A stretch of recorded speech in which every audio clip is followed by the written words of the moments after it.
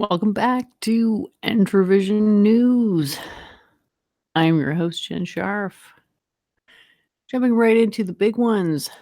As the coronavirus hysteria continues to mount, many non essential gatherings are being postponed or flat out canceled, as well as travel and assembly restrictions being imposed by politicians seeking to disguise their usual calloused indifference. Most measures are either half baked or demonstrably insufficient or downright irrelevant, and ultimately largely unenforceable. The time where such draconian measures would have proven beneficial is long past, and we are stuck with the cleanup of a largely uncharted international disaster. In an anecdotal display of mass hysteria, a video depicting a fight over toilet paper went viral, prompting panic buying of toilet paper, prompting an artificial shortage of, you guessed it, toilet paper. Oh my god! It's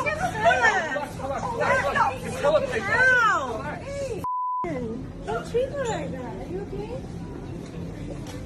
I'm so sorry for that. Okay, but then I need shit. Please.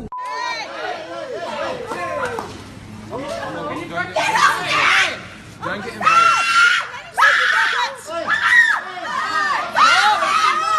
Hey, stop! That's enough! Are you joking? Are you joking? Just met my daughter. I never swear that she hit me. I didn't touch you. I told her back. You came and hit me. And once again, to recap, we have a situation of no toilet paper shortage. Viral video of women fighting over toilet paper. Plebs watch viral video. Plebs buy massive amounts of toilet paper, which results in an actual toilet paper shortage. What, if anything, during these trying times is on the mind of the newspaper media? Xenophobia, apparently, from JTA.org. Asian Americans, especially Chinese Americans, have been consistent friends of Jews in the United States. And as a minority group that has been a consistent scapegoat throughout history, Jews have a particular obligation to speak out. In 1903, when a pogrom erupted in Kishinev, the Chinese community reached out unprompted to offer financial aid and solace. This anti-Semitic violence spurred the founding of the American Jewish Committee. So it's neither the start nor end of this relationship. In many cities throughout the United States, Jewish and Chinese communities have lived and flourished side by side. Recent incidents have shown those ties to be tried and true. In response to coronavirus-related incidents, 72 Jewish organizations signed a letter expressing our support for the Chinese and Chinese American communities. We have publicly displayed our solidarity to Chinese diplomatic posts and local Asian American communities in Washington, D.C., Houston, Philadelphia, New York, and elsewhere. We have met with partner organizations to discuss ways in which we may tackle these issues together and publicly convey that COVID-19 is not the problem of any individual ethnicity. American Jews also recognize that as important as words are, they must be reinforced with action. In other news, the ADL has alleged that conspiracy theories regarding Israel's involvement in the manufacture and spread of the coronavirus are circulating on social media. Some 4chan pundits were personally offended that they had never heard of the theory before the ADL mentioned it, and that although they had originally believed the origin not to have originated in Israel, would be reconsidering their position in light of the ADL's allegations. Another news piece which shows perhaps better than any other just how out of touch media elites are with concerns of average people states that ISIS has instructed its terrorists not to travel to Europe for jihad because of coronavirus. From the New York Post, after years of urging its terrorists to attack major European cities, ISIS is now telling them to steer clear due to coronavirus. Any sick jihadists already in Europe, however, should stay there, presumably to sicken infidels, according to a Sharia directive printed in the group's Al-Naba newsletter. It became very obvious that China is highly concerned with its international reputation when a Chinese official suggested the U.S. Army was actually to blame for the outbreak. He is quoted as having said it might be the U.S. Army who brought the epidemic to Wuhan. Tweeted Zhao Liyan. Be transparent. Make public your data. U.S. owes us an explanation.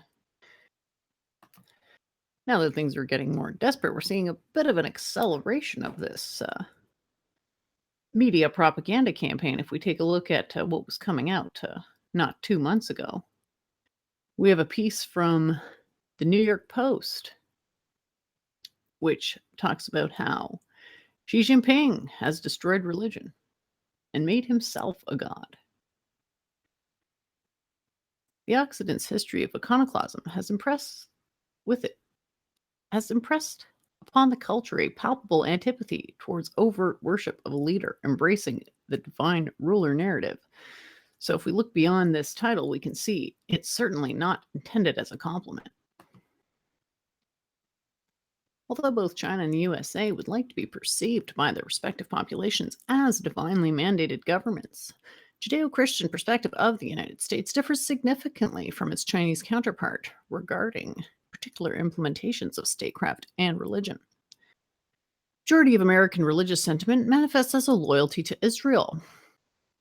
Political use of religious affection extends all the way to the other side of the world for the USA, but China's people are most so motivated by the aggrandizement of their own nation. It is clear that spiritual opposition to both ruling parties is continuing to mount in light of revelations of corruption and skull-cracking authoritarianism. But how do these differences translate to the greater political sphere of influence? Some audience members may be familiar with the long-standing belief in the mandate of heaven, which is relevant to the angle this opinion piece is working. From Wikipedia, the mandate of heaven, literally heaven's will, is a Chinese political and religious teaching used since ancient times to justify the rule of the king or emperor of China. According to this belief, heaven, or Xian, which embodies the natural order and will of the universe, bestows the mandate on a just ruler of China, the son of heaven of the celestial empire. If a ruler was overthrown, this was interpreted as an indication that the ruler was unworthy and had lost the mandate. It was also a common belief that natural disasters such as famine and flood were divine retributions, bearing signs of heaven's displeasure with the ruler. So there would often be revolts following major disasters, as the people saw these calamities as signs that the mandate of heaven had been withdrawn. I guess this explains why China sent 100,000 ducks to fight the worst locust attack in decades. Let's have a look at that video footage. What is going on with those locusts?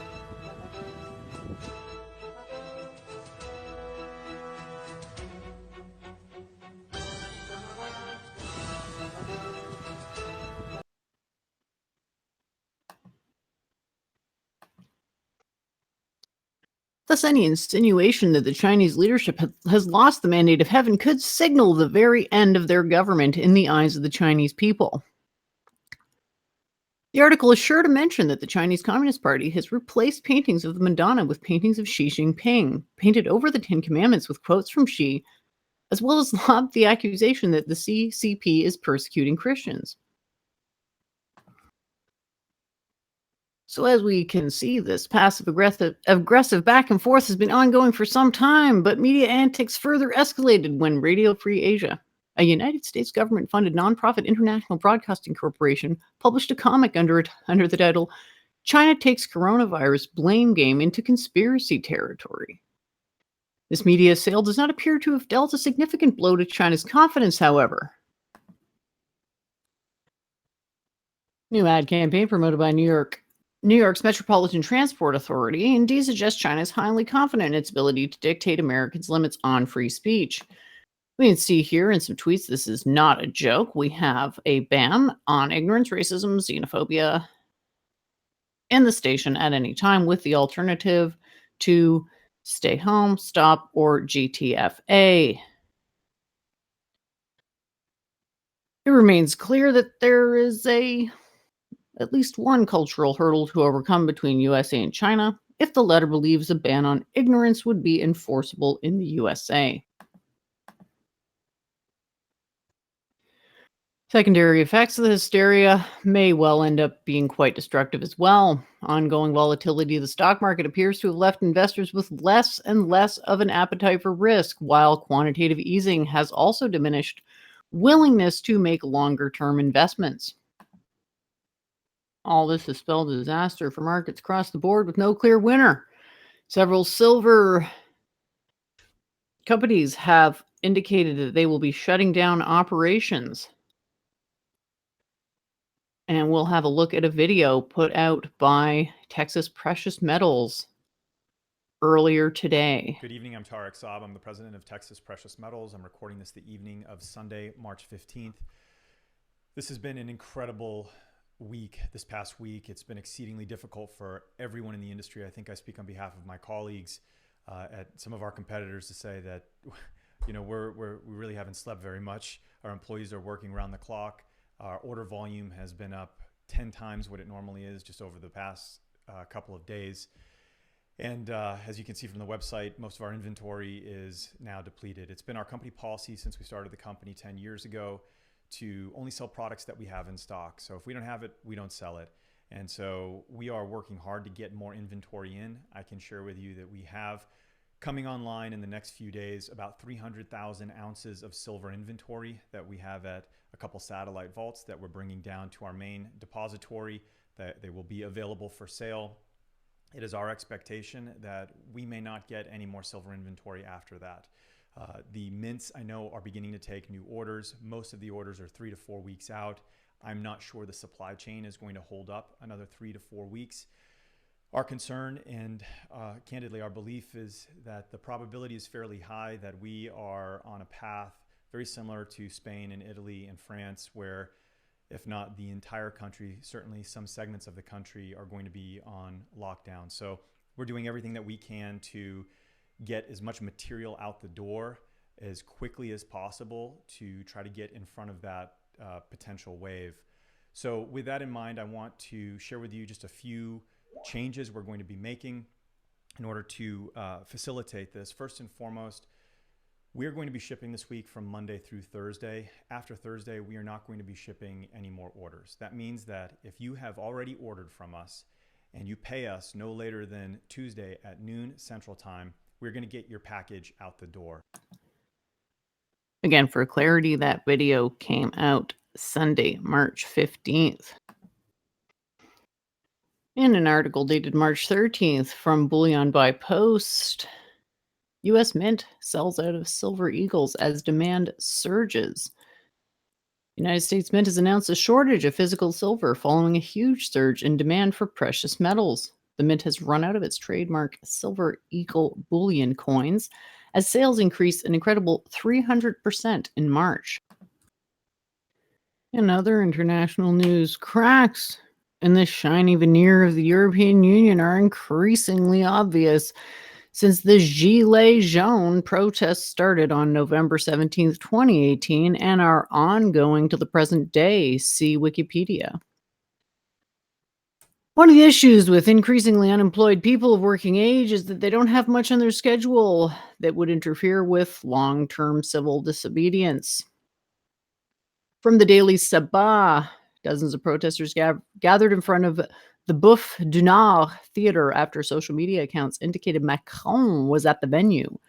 Video showed protesters chanting and some entering a door as a surprise police tried to hold them back. A black car reportedly carrying Macron then sped away under a hail of jeers. Nationwide protests in France have been ongoing since December 5th of 2019 due to wide-scale pension reform the Macron government has sought to implement, which seeks to reduce the government's obligation to taxpayers by computing pension amounts based on the average salary of the worker throughout their entire career as opposed to the last 5 years.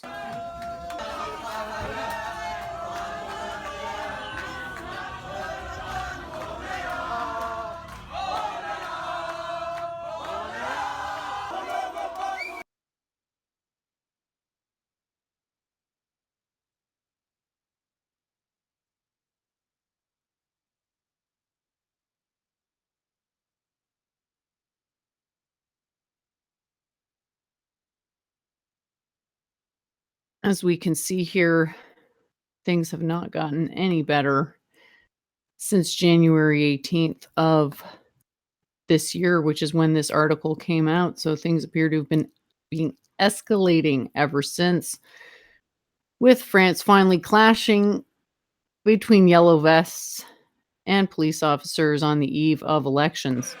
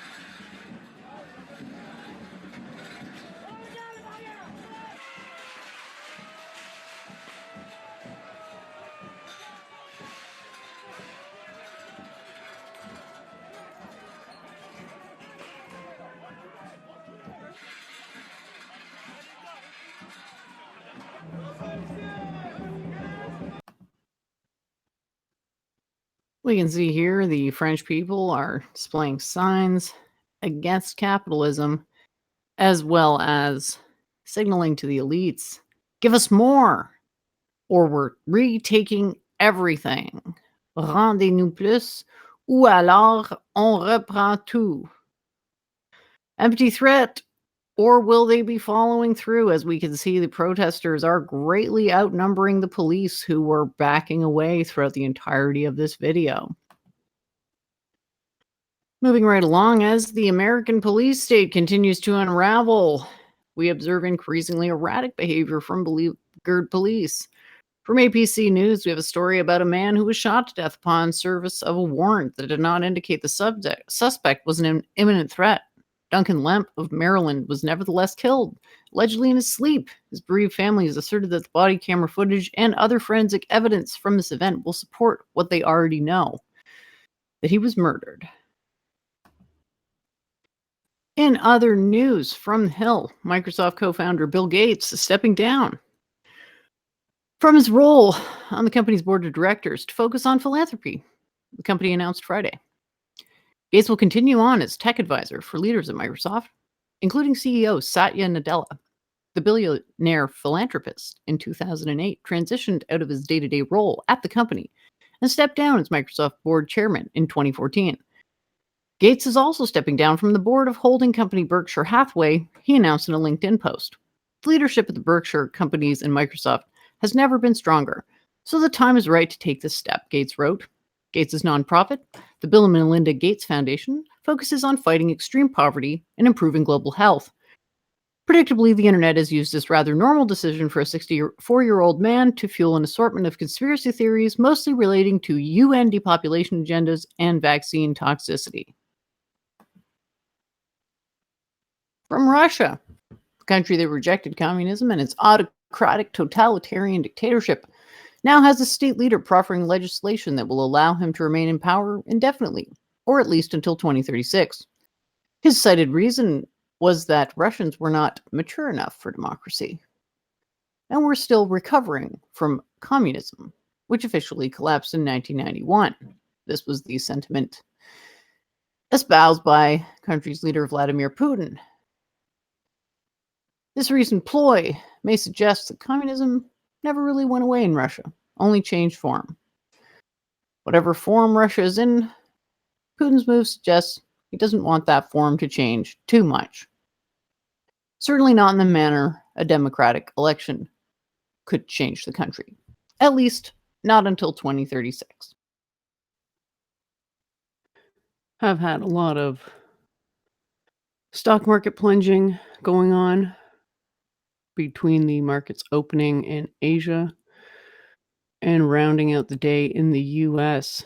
We have European stocks plunging despite aggressive Fed intervention.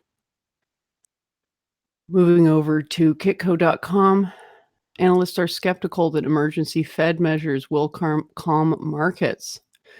From Kitco News, Federal Reserve has thrown everything but the kitchen sink at financial markets in an attempt to stabilize investor sentiment that continues to be rocked by the spreading of coronavirus.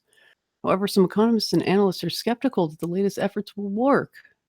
Sunday, the Federal Reserve, in an emergency move and just days before its monetary policy meeting, announced that it was cutting interest rates to a target between 0 and 0.25. It also announced $700 billion in new quantitative easing measures. This trend is unsurprising because, as we can see, we have the potential for a positive feedback loop to evolve here as soon as the Fed really starts to get so actively involved in propping up the stock market. Basically have a self-fulfilling prophecy, sure recipe for hyperinflation if the quantitative easing keeps up at its current clip. Might be a good time to have a look at Japan's stock market history, offering US a cautionary tale from Think Advisor back in 2009, telling a story about Japan's Nikkei stocks and the rise and fall, which exemplified the building and bursting of an asset bubble, which is what we have in the United States. Actually, there's several asset bubbles. Two that come to mind are real estate and education. That can arguably be called an asset. Also indicates that cleaning up the mess in the aftermath of a busted bubble economy can be a lengthy process indeed. Negative interest rates were not unheard of in this time of Japan's fiscal crisis. The story takes on particular resonance amid the current U.S. economic crisis. Now, this again is talking about the 2008 crisis.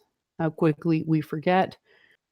With Japan's 1990s economic policymaking often cited, albeit with varying interpretations, as a case study in what not to do.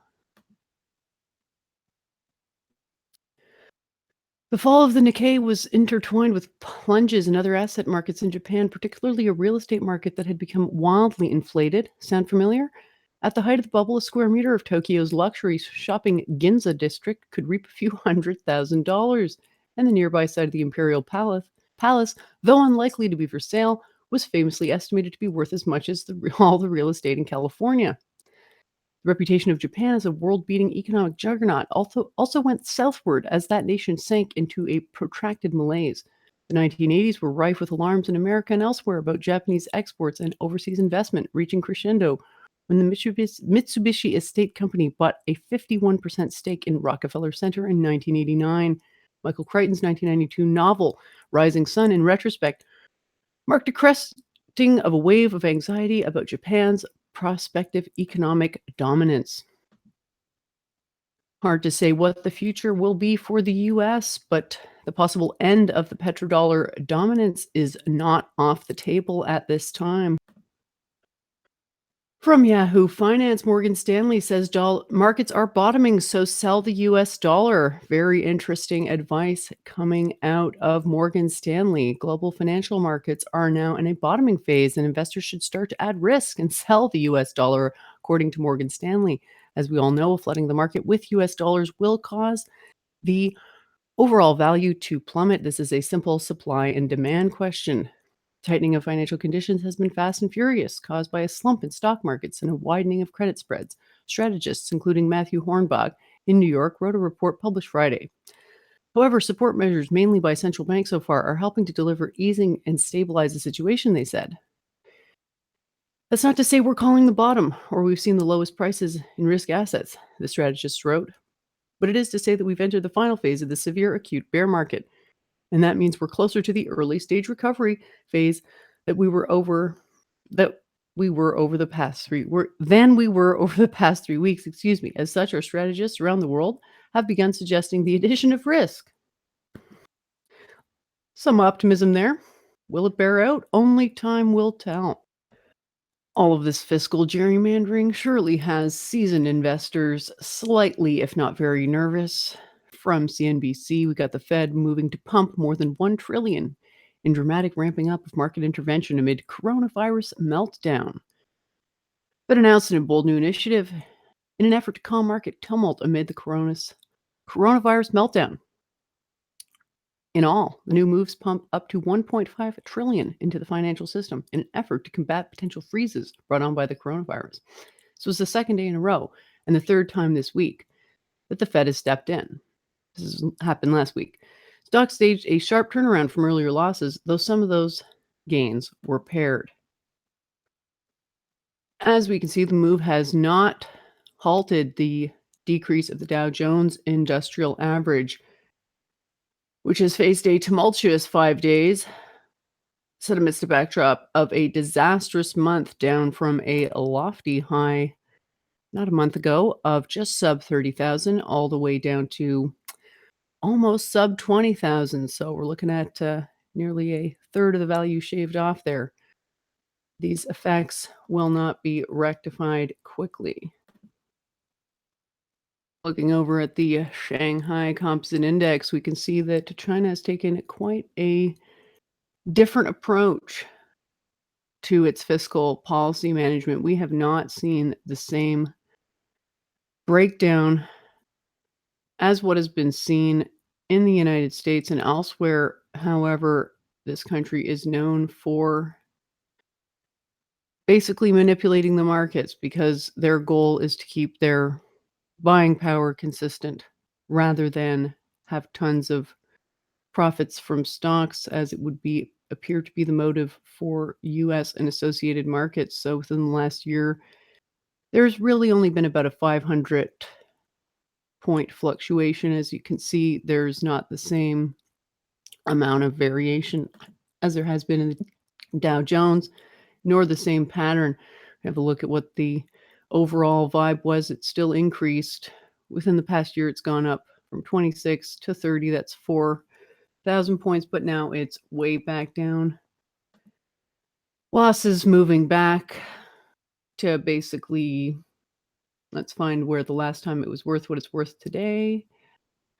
And you're going back to about March 2017. So wiping out 3 years of profits in the Dow Jones Industrial Average. Well, it appears people are indeed looking for a safe haven in this uncertain time. Bitcoin may have finally bottomed out, at least for the time being, and it is back up above 5,000 US dollars. That'll definitely be one to follow in the future. Some other important news, as a lot of the values of these stocks are at least in some way connected to the price of crude. OPEC scraps meeting as oil war heats up.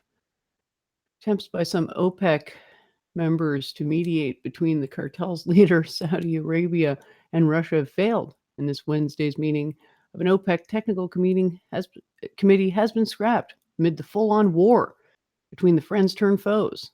So sources told Reuters on Monday. This is coming out of oilprice.com. The meeting of the Joint Technical Committee and OPEC and non-OPEC countries, which monitors the oil market and producers' compliance with quotas, was scheduled to take place March 18th.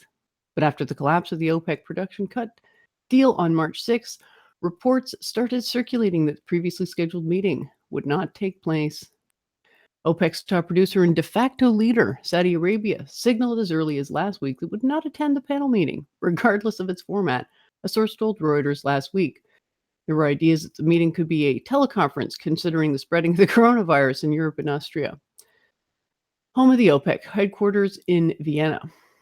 However, after Saudi Arabia and Russia broke up their 3-year-long bromance and started an oil price war for shares in all regional markets, any mediation attempts in recent days have failed, as the two sides are not backing down, according to Reuters sources. It's a full-on war, a source told Reuters about the price war. Definitely relevant information, and we'll continue to track that as it develops.